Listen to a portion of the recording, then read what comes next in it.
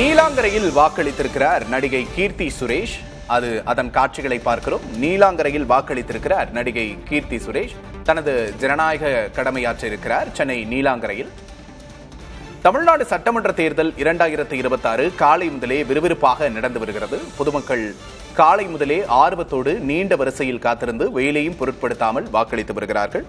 திரைப்பிரபலங்களும் அரசியல் பிரபலங்களும் கூட தங்களது ஜனநாயக கடமையை ஆற்றி வருகிறார்கள். அந்த வகையில் நடிகை கீர்த்தி சுரேஷ் நீலாங்கரையில் தனது ஜனநாயக கடமையாற்றி இருக்கிறார். காட்சிகளை பார்க்கிறோம்.